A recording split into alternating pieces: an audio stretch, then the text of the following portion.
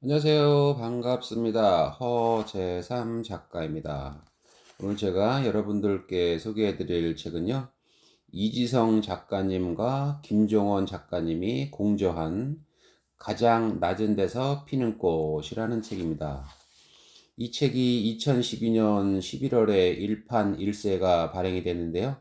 제가 그 이후에 이 책을 구입해서 읽어보고 좋은 내용이 많아서 오늘 여러분들께 소개해 드리고자 합니다. 이 책은 현재는 절판된 상태고요. 이 책을 구입하려고 하시는 분들은 중고 서점이나 기타 다른 방법으로 구입해서 보시면 되겠습니다. 먼저 작가 소개를 간단히 해드리겠습니다. 이지성, 1993년부터 글을 쓰기 시작했다. 시, 소설, 교육, 자기계발, 인문, 기독교, 어린이 등의 다양한 분야에서 수십 권의 책을 출간했다.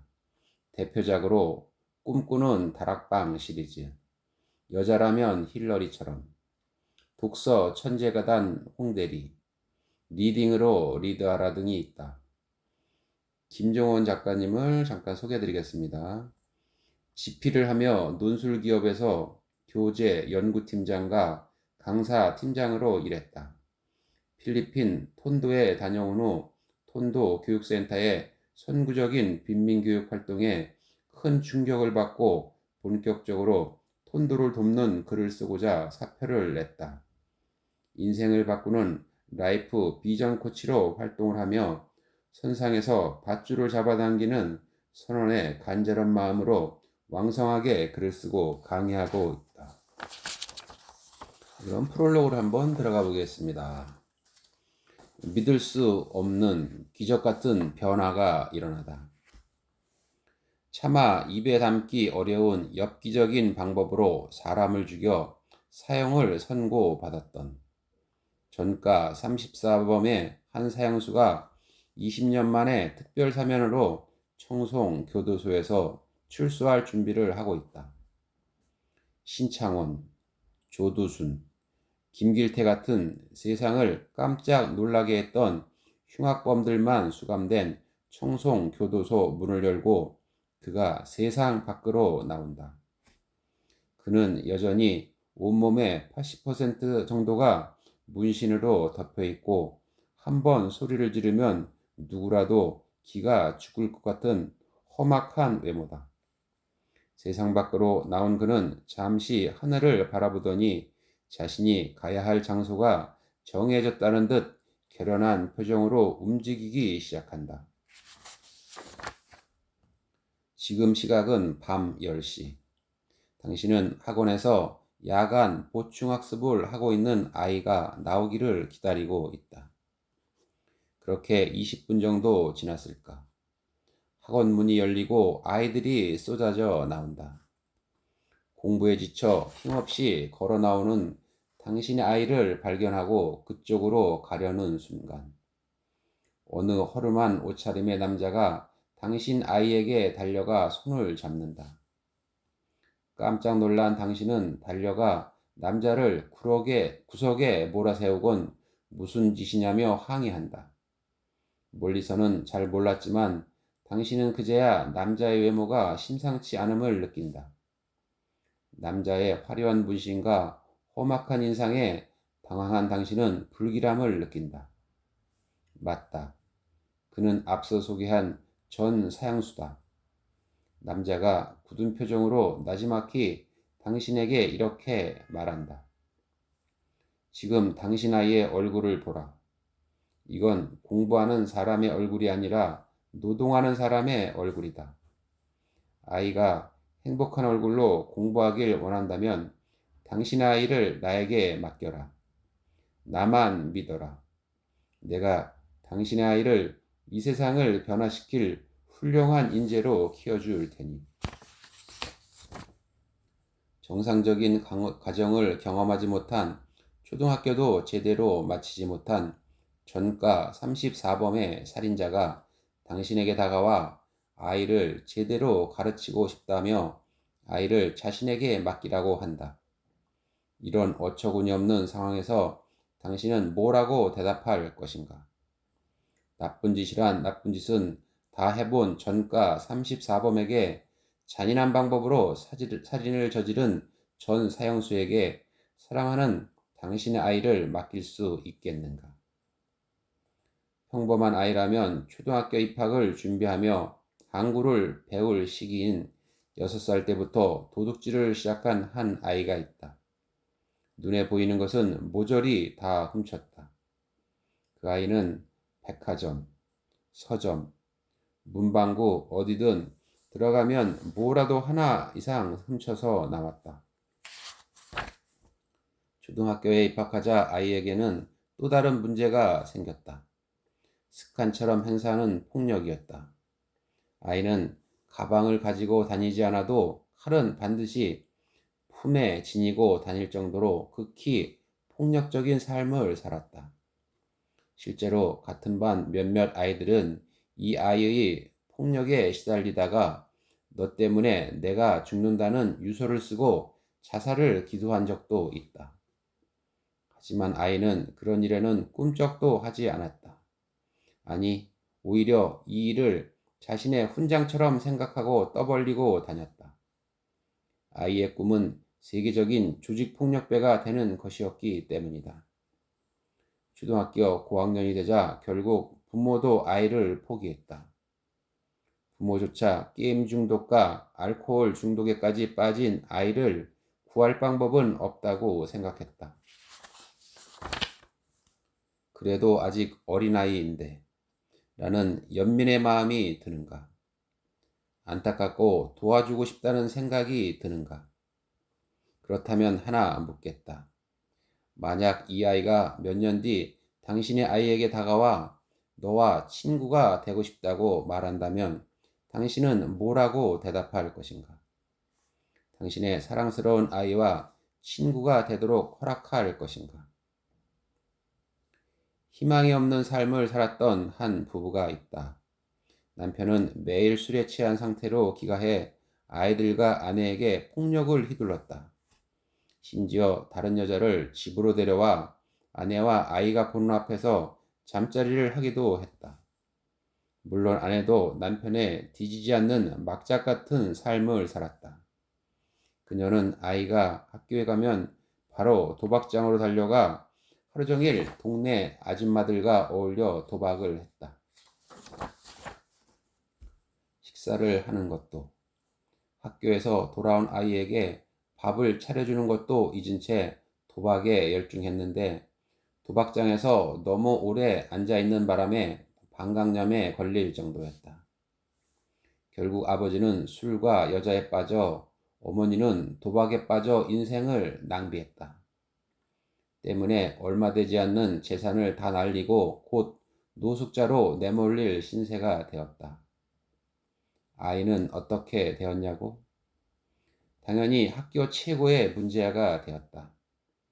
하지만 아이가 그렇게 되어가는 모습을 보면서도 부모는 아이의 삶에 간섭하지 않았다. 아버지는 아버지대로, 어머니는 어머니대로 아이를 무관심 속에 방치했고 그런 만큼 아이는 완벽하게 문제아가 되어가고 있었다. 당신은 희망이라곤 눈꽃만큼도 발견할 수 없는 인생을 사는 이 부모와 아이의 미래가 어떻게 될 것이라 생각하는가? 여기 이제 막 초등학교 교사가 된 한 여자아이가 있다. 그녀는 돈 많은 남자를 만나 화려한 결혼 생활을 하고 싶다는 꿈을 가지고 있다. 가난으로 고통받으며 자랐기에 부에 대한 열망은 더 컸다. 물론 교사라는 직업도 딱히 아이들을 사랑하거나 교육에 대한 심오한 목표가 있어서 택한 것도 아니었다. 그녀는 그저 남자들이 배우자의 직업으로 선호하는 직업을 선택했을 뿐이다. 수업을 하면서도 그녀의 머릿속은 돈 많은 남자와의 호합한 결혼식, 대형 아파트와 외제차 생각으로만 가득했다. 마음가짐이 이러니 학교에서 아이들을 제대로 가르칠 리가 없었다. 남자들과 밤늦도록 술을 마시고 아직 술이 깨지 않은 상태에서 수업을 한 적도 있었다. 학부모들의 항의를 받은 학교는 그녀에게 몇 번 주의를 줬지만 그녀는 변하지 않았다. 그녀의 인생 목표는 훌륭한 교육을 실천하는 데 있는 게 아니라 돈 많은 남자를 만나 평생 화려한 인생을 살아가는 데 있었기 때문이다. 그런 그녀가 지금 당신에게 다가와 이런 제안을 한다. 지금 당신의 아이는 잘못된 길로 가고 있다. 지금 받고 있는 교육으로는 훌륭한 인재로 성장하기 힘들다. 아니, 거의 불가능에 가깝다. 당장 당신의 아이를 내가 담임으로 있는 반으로 보내라. 내가 훌륭한 인격을 가진 명품 인재로 만들어 주겠다. 당신은 그녀의 말을 믿고 당신의 소중한 아이를 그녀에게 맡길 수 있겠는가? 위에 소개한 4가지 이야기는 모두 실화를 바탕으로 하고 있다. 그리고 무엇보다 중요한 것은 이들 6명의 삶이 상상할 수도 없을 만큼 극적으로 변했다는 것이다.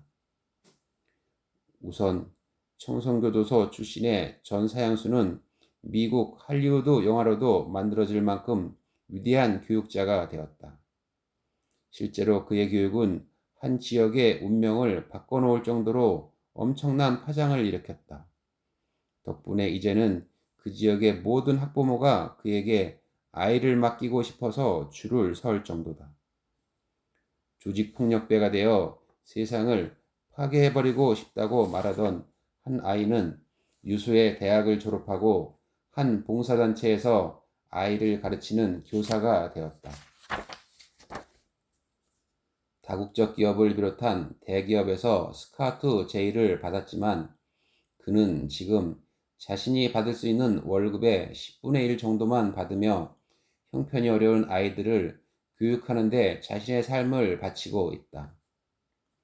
술과 여자에 미쳐 가정을 돌보지 않던 아버지와 도박에 미쳐 방광염에 걸린 어머니, 그리고 방치된 채 학교 최고의 문제아가 된 아이의 가정에도 엄청난 변화가 일어났다. 삶에 대한 희망을 잃고 타락해갔던 부모는 지금 아이들이 다니는 학교에서 무료로 문제아들을 상담하고 식사 봉사도 하고 있다. 물론 아버지는 이제 술을 완전히 끊고 새로운 직장에서 인정을 받으며 근무하고 있고 어머니 역시 도박을 끊고 아이들 교육에 정성을 쏟고 있다. 더불어 학교 최고의 문제아였던 아이는 그런 부모의 변화하는 모습을 보며 반성하곤 공부를 다시 시작했고 심지어 학교에서 반을 이끄는 리더가 되었다. 돈 많은 남자를 만나 화려한 도시의 삶을 살기를 꿈꿨던 여교사도 변했다. 놀랍게도 그녀는 지금 세계 3대 빈민가 안에서도 가장 못 사는 사람들이 사는, 다른 지역 사람들은 겁이나 접근조차 하지 않는 우범 지역의 학교를 책임지는 교장 선생님이 되었다. 이제 더 이상 그녀의 꿈은 돈 많은 남자를 만나는 것이 아니다. 교육이 절실히 필요하지만 형편이 되지 않아 배우지 못하는 아이들을 더 많이 만나 교육을 통해 그들의 삶을 바꿔줄 수 있기를 간절히 꿈꾸고 있다. 그녀는 이제 그녀가 담당하고 있는 지역 5만 명 주민의 희망이다. 이 책은 이들의 기적 같은 변화에 대한 이야기다. 도대체 이들을 변화시킨 것은 무엇일까? 누가, 어떻게, 왜 그들을 변화시켰을까? 이제부터 함께 탐구해보자. 그들에게 어떤 기적이 일어났는지. 그럼 목차를 한번 보겠습니다. 제1부, 꽃은 자신이 피어날 곳을 선택하지 않는다. 2부, 아이의 꿈을 열어주는 진짜 교육법. 3부, 사랑은 최고의 교사입니다. 4부, 가장 낮은 곳에서 세상을 바꿀 리더를 양성하다. 네, 그럼 본문으로 한번 들어가 보겠습니다. 제1부, 꽃은 자신이 피어날 곳을 선택하지 않는다. 승천하지 않는 용이 가득한 마을. 서울의 마지막 빈민촌에 사는 한 여자가 있다. 빈민촌에 있는 대부분의 집이 그렇듯 그녀의 집도 1시간 만에 만들어졌다. 여기 사람들은 대강 튼튼해 보이는 나무 기둥 4개를 땅에 박고 천만 두르면 놀랍게도 그걸 집이라고 부른다. 그렇게 사람들은 대충 만들어진 집에서 대충 살고 있다. 그녀의 마음을 아프게 하는 것은 마을 어느 곳에서도 눈에 띄는 높은 빌딩들이었다. 밤이 되면 도시 빈민인 그들의 삶은 휘황찬란한 빌딩의 불빛들과 더욱 극명하게 대비된다. 빌딩은 범접할 수 없는 웅장한 성처럼 느껴지고 그녀가 사는 곳은 폐가들이 모인 쓰레기 더미처럼 느껴진다. 그녀가 삶을 살아가는 데는 굉장한 인내심이 필요하다. 많은 것들이 그녀를 괴롭히기 있기 때문이다. 일단 가장 기본적인 전기와 수도시설이 열악해서 한창 멋을 부릴 나이에도 목욕을 한 달에 2번만 할 수 있다. 목욕을 시켜주는 공부방이 없다면 그마저도 힘들 것이다.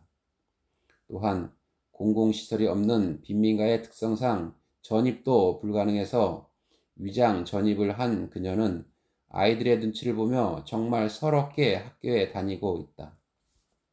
공부 잘하는 것을 기대하기보다는 혹시 왕따가 되지는 않을까 걱정되는 환경이다.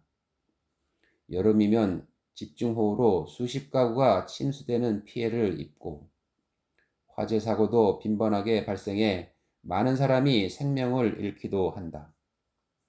놀랍게도 겨울에는 공중 화장실 앞에서 혹은 집안에서 얼어 죽은 노인들이 발견될 정도로 열악한 환경이다.